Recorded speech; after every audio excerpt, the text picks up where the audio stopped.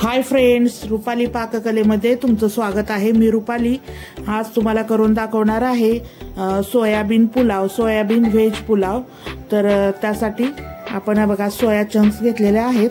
आता केलेला आहे मी, थोडंसं घालून घेते या सोया चंक्स मध्ये, बघू शकता तुम्ही।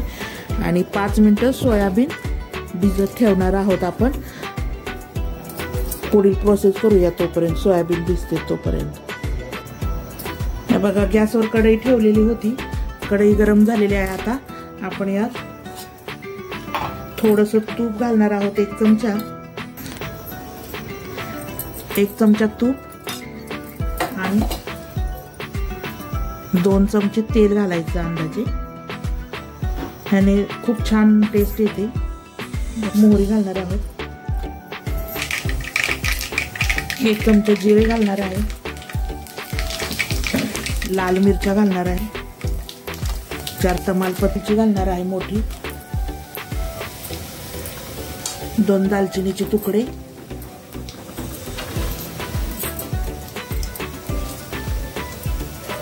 10-12 लवंग, 10-12 मिरे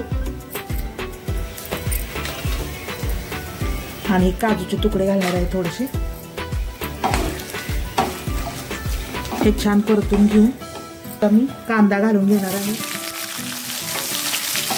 कांदा असा उभट चिरलेला आहे छानपैकी, तो कांदा घालून घेणार आहे। बघा घालणार आहे, टोमॅटो घालून घेते मी या कढईमध्ये।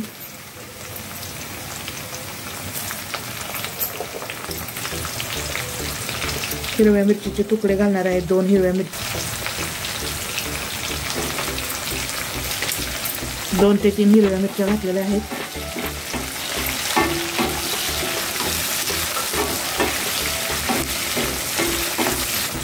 फ्लावरचे तुकडे घालून घेते यात,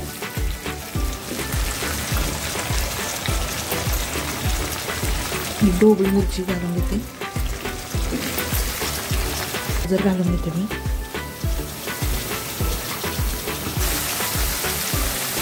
हे ओले मटार आहेत 1 वाटीभर, ते घालून घेते या कढईमध्ये।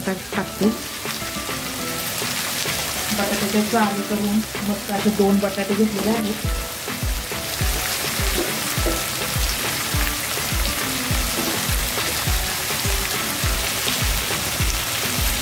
सोयाबीन जे आपण भिजत ठेवलं होतं ते असं पाण्यातून पिळून काढून ते घालून घेते या कढईमध्ये मी। असं पाणी पिळून काढायचं पूर्ण।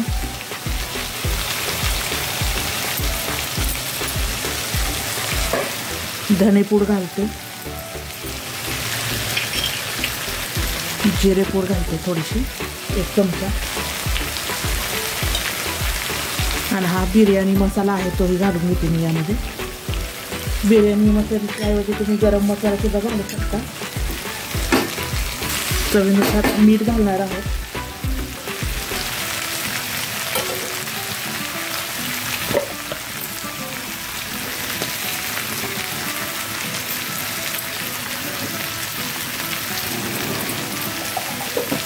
आणि खाता मीठ त्या हिशोबात तुम्ही घालू शकता।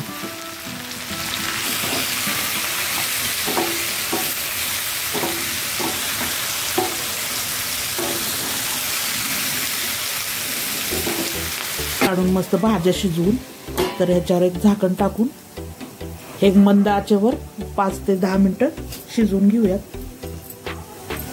हा मी चांद तारा तांदूळ घेतलेला आहे, तुम्ही बासमती राईस सुद्धा घेऊ शकता, लांबवाला तांदूळ।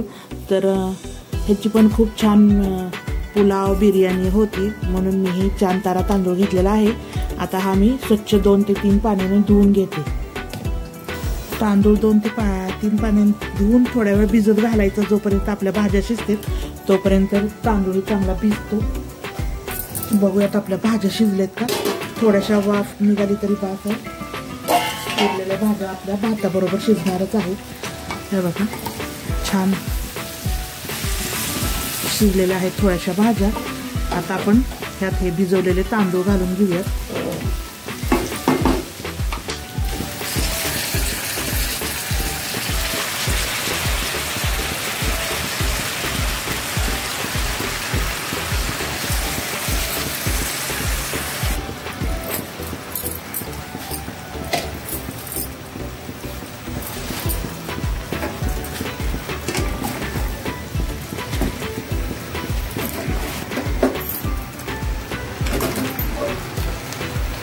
तांदूळ घालून घेतल्यानंतर असं गरम पाणी ओतायचं, गार घालायचं नाही पाणी.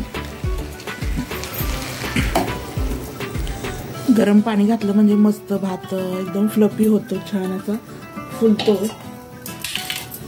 बघू शकता तुम्ही. आणि पाणी पण जास्त नाही घालायचं, नाहीतर गिचका होतो भात. बघू शकता भाज्या आणि तांदूळ शिजतील इतपत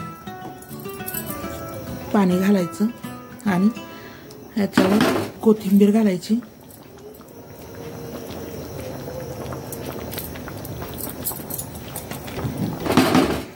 मी झाकण टाकून घेते. भात आपला मस्त शिजवून घेऊया. बघूयात आपण छान पुलाव, सोया पुलाव मस्त शिजलेला आहे. बघू शकता एकदम मस्त झालेला आहे. तर आता मी ही सर्विंग प्लेटमध्ये काढून घेते.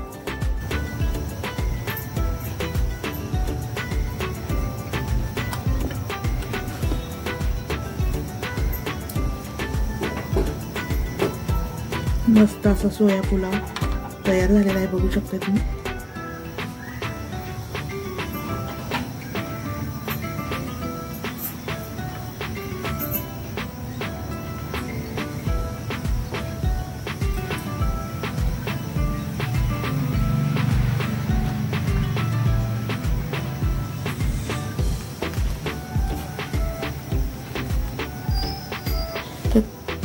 हे बघा, बघू शकता मस्त असं एकदम सोया पुलाव तयार आहे. कसा वाटला माझा सोया पुलाव तुम्हाला मला नक्की कमेंट करून सांगा. माझ्या व्हिडिओला लाईक करा, शेअर करा, माझ्या चॅनलला सबस्क्राईब करा रुपाली पाककलेला आणि बेल आयकॉनही दाबा, म्हणजे असेच नवनवीन रेसिपीचे नोटिफिकेशन तुम्हाला मिळेल आणि मला प्रेरणा मिळेल नवनवीन रेसिपी बनवण्यासाठी. तर या पुलाव खायला, सोया पुलाव. तूप सोडून छान असा गरमागरम पुलाव खाण्यासाठी तयार आहे.